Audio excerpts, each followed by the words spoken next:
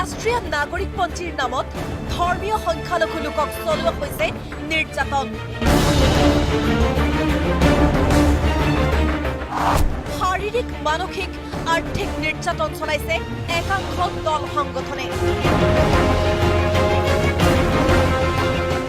এই কাৰ্যত লিপ্ত হৈছে এপছৰ বহু সদস্যকৰ্মী। এপছৰ বিৰুদ্ধে বিস্ফোৰণ আমছুৰ উপদেষ্টা আজিজুৰ ৰহমানৰ। বহু প্ৰত্যাশিত ৰাষ্ট্ৰীয় নাগৰিকপঞ্জীৰ পূৰ্ণাংগ খচৰা প্ৰকাশৰ দিশে অগ্ৰসৰ হোৱাৰ সময়ত পোহৰলৈ আহিছে NRCক লৈ সৃষ্টি হোৱা আন এক বিতৰ্ক। ৰাষ্ট্ৰীয় নাগৰিকপঞ্জীৰ নামত ধৰ্মীয় সংখ্যালঘু লোকৰ ওপৰত তথাকথিত এটা সংগঠনে মানসিক, অৰ্থনৈতিক আৰু শাৰীৰিক নিৰ্যাতন চলোৱাৰ অভিযোগ আনিছে সদৌ অসম সংখ্যালঘু ছাত্ৰ ইউনিয়নে। আৰু এই কাৰ্যৰ সৈতে নাম সাঙুৰ খাই পৰিছে এটা জাতীয় সংগঠনৰ।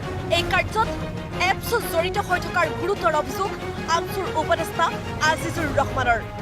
হৈছে এইটো যে ৰাষ্ট্ৰীয় নাগৰিকপঞ্জীৰ নামত আজি বিশেষ কৰি ধৰ্মীয় আৰু ভাষিক সংখ্যালঘু জনগোষ্ঠীক কিছু সংগঠনৰ কৰ্মকৰ্তাই আজি সংখ্যালঘু জনসাধাৰণক নিৰ্যাতন চলোৱাৰ আমি অভিযোগ আগৰ পৰাই কৈ আছিলোঁ।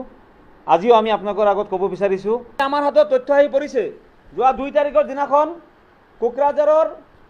কোকৰাঝাৰৰ DC অফিচত সেই অঞ্চলৰ কিছুসংখ্যক লোকে আমাৰ হাতত এতিয়ালৈকে 14টা কপি আহি পৰিছে। আৰু আপোনালোকে অলপ যি ইনভেষ্টিগেশ্যন কৰিলে পাব, হাজাৰে হাজাৰে মানুহে দৰখাস্ত কৰি আছে যে আমি কোনো ধৰণৰ অবজেকশ্যনত আমি এইবিলাকত আমি নাই। এইবিলাক মানুহ জেনুইন ইণ্ডিয়ান হয়, বৈধ ভাৰতীয় নাগৰিক হয়। আমি জানো আমাৰ স্থানীয় সংগঠনৰ নেতৃত্বই আহি জোৰ জবৰদস্তি আমাক ভুল পথে পৰিচালিত কৰি সহি কৰাইছিলে ফৰ্মত। আমি সহি কৰিবলৈ বাধ্য হৈছিলোঁ। এপছুৰ কৰ্মীসকলে আমাৰ ঘৰত জোৰ জবৰদস্তি গৈ ফ'ৰ্চফুল্লি আমাৰ পৰা ছিগনেচাৰ লৈছিলে। 10টাকৈ প্ৰিণ্টেড ফৰ্মত সহি লৈছে। আৰু আমি যেতিয়া কৈছোঁ ফৰ্মবিলাক পঢ়ি দিবৰ কাৰণে, তেওঁলোকে আমাক কোনো ফৰ্ম পঢ়ি দিয়া নাই। জোৰ জবৰদস্তি ফৰ্মখিনি সহি লৈ তেওঁলোকে আমাৰ পৰা গুচি গৈছে। নোটিছ পোৱাৰ পিছত তেওঁলোকে গম পাইছে যে তেওঁলোকৰ জৰিয়তে, সেই ছিগনেচাৰৰ জৰিয়তে NRCত তেওঁলোকে অবজেকশ্যন আবেদন দাখিল কৰিছিল। এপছুৰ এনে কাৰ্যত সংগ দিছে অসমৰ বহু জাতীয় সংগঠনে। বিস্ফোৰকৰ অভিযোগ আমছুৰ। গতিকে এপছু, ইয়াৰ নাম স্পষ্টভাৱে এটা হৈছে এপছু। আৰু আমি এপছুৱে নহয়, কেৱল এপছুৰ লগত সম্পৰ্ক থকা অন্যান্য সংগঠনে এটা জড়িত হৈ আছে। কাৰণ এপছুৰ য'ত প্ৰভাৱ আছে তাতে এপছুৱে কৰিছে। এপছুৰ প্ৰভাৱ নথকা জেগাত য'ত যি সংগঠনৰ প্ৰভাৱ আছে সেই সংগঠনে কৰিছে বুলি আমাৰ ধাৰণা হৈ আছে।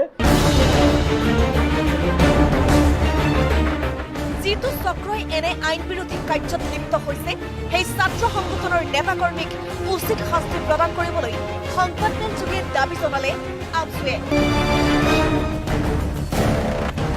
ভিডিঅ' জাৰ্নেলিষ্ট প্ৰাঞ্জিতৰ সৈতে লক্ষ্যজিৎ বৰুৱাৰ ৰিপৰ্ট, আছাম টক্স, গুৱাহাটী।